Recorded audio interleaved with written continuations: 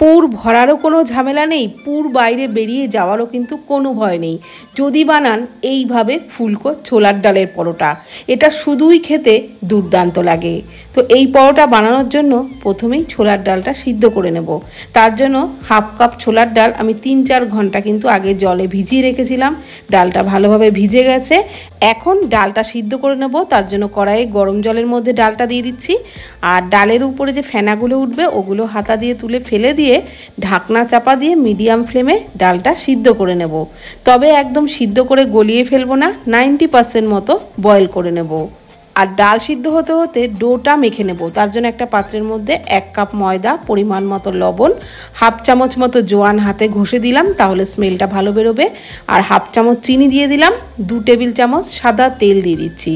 এইবার সমস্ত উপকরণ ময়দার সাথে খুব ভালো করে মিশিয়ে নিচ্ছি। মিশিয়ে নেওয়া হয়ে গেলে অল্প অল্প উষ্ণ গরম জল দিয়ে ডোটা মেখে নেব। উষ্ণ গরম জল দিয়ে ডোটা মাখলে যেমন পরোটা দারুণ সফট হয়, তেমন গ্যাস অম্বল হওয়ার চান্সটাও কিন্তু অনেকটাই কম থাকে।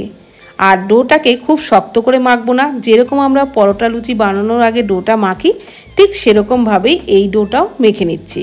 একেবারে নরমও না, আবার কিন্তু খুব শক্তও না। তো ঠিক এই রকম করে মেখে নিয়েছি। এবারে এটাকে ঢাকা দিয়ে 10 মিনিটের জন্য রেস্টে রাখবো। আর ততক্ষণে পুরটা বানিয়ে নেব। এদিকে যে ছোলার ডাল সিদ্ধ করতে বসিয়েছিলাম, দেখুন 90% মতন কিন্তু সিদ্ধ হয়ে গেছে, চাপলে ভেঙে যাচ্ছে। তো এইবার একটা বড় ছাঁকনির মধ্যে ডালটা ঢেলে দিলাম আর ডালের জলটাকে পুরোপুরি ঝরিয়ে নেব। ডালের জল ঝরে গেছে আর ডালটাও কিন্তু ঠান্ডা হয়ে গেছে। এখন মিক্সি জারেতে নিয়ে ডালের পাউডারটা তৈরি করে নিচ্ছি। একদম মিহি করেই কিন্তু ডালের পাউডারটা তৈরি করেছি। আর এক ফোঁটাও কিন্তু জল দিইনি, একদম শুকনো শুকনো করেই ডালের পাউডারটা তৈরি করে নিয়েছি।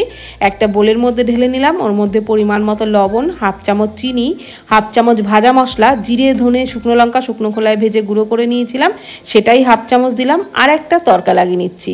একটা তড়কা প্যানে 2 টেবিল চামচ সাদা তেলে একটু হিং, গ্রেট করা আদা আর কাঁচা লঙ্কা কুচি দিয়ে লো ফ্লেমে নাড়াচাড়া করে ভেজে নিলাম। তারপর এটাকে গরম অবস্থাতেই ওই ডালের পাউডারের মধ্যে ঢেলে দিলাম। এইবার সমস্ত কিছু খুব ভালো করে চামচ দিয়ে মিশিয়ে নিচ্ছি। বন্ধুরা, এইভাবে পুর বানিয়ে ছোলার ডালের পরোটা বানিয়ে দেখবেন, খেতে অসাধারণ লাগবে।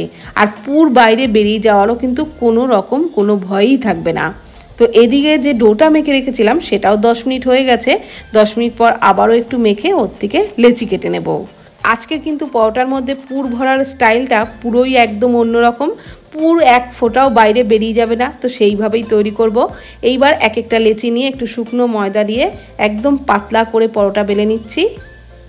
একেবারে বেশি পাতলা করে বেলছি না, মিডিয়ামের থেকে একটু পাতলা করেই পরোটাটা বেলে নিতে হবে।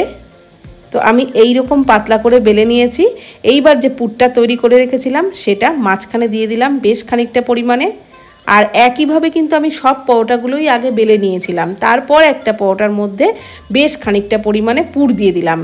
এইভাবে পরোটা বানিয়ে অনেক ঠেসে ঠেসে পুর কিন্তু দেওয়া যায়, এক ফোঁটাও বাইরে বেরিয়ে যায় না।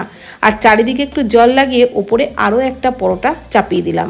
চারি সাইডটা এইভাবে আঙুল দিয়ে একটু চেপে দিলাম। তারপর একটা বাটি দিয়ে এইভাবে কেটে নিচ্ছি। তাহলে পরোটাগুলো বেশ সুন্দর গোল গোল হবে, দেখতে খুব সুন্দর লাগবে। আর এক্সট্রা বাড়তি অংশটা দিয়ে আমি আবারও আরেকটা পরোটা তৈরি করে নেব। এইবার একটু শুকনো ময়দা দিয়ে আলতো হাতে বেলে নিচ্ছি। খুব বেশি বড় করে বেলার দরকার নেই, একটু হালকা করে বেলে নিতে হবে। এইবার পরোটা ভাজার পালা। তার জন্য ফ্রাইং প্যানের মধ্যে প্রথমে তেল ছাড়া 2 পিঠ ভেজে নেব। তারপর অল্প অল্প তেল দিয়ে পরোটা যেভাবে ভাজে ঠিক সেইভাবেই ভেজে নিতে হবে। আর ভাজবার সময় একদমই লো ফ্লেমে ভাজবেন না, মিডিয়াম ফ্লেমেই কিন্তু পরোটা ভাজতে হবে, তবেই পরোটা ভাজাটা ভালো হবে। আর পরোটাও খুব সুন্দর ফুলে উঠবে। তো দেখুন, অল্প অল্প তেল ছড়িয়ে দিতে দিতেই কিন্তু পরোটা দারুণ ফুলে উঠেছিল। আর প্রত্যেকটা পরোটাই এই রকম ফুলেছিল, একদমই কোনো পুর বেরিয়েও যায়নি, খেতেও কিন্তু দারুণ লেগেছিল। তো দেখুন, একটু চাপলেই কিন্তু পরোটা খুব সুন্দর ফুলে উঠছে। তাহলে ব্রেকফাস্টে বা ডিনারে বানিয়ে নিন এইভাবে ছোলার ডালের পরোটা, সাথে একটু আচার দিয়ে খাবেন, খেতে দারুণ লাগবে। আর ভিডিওটি ভালো লাগলে প্লিজ কমেন্ট করবেন। ধন্যবাদ।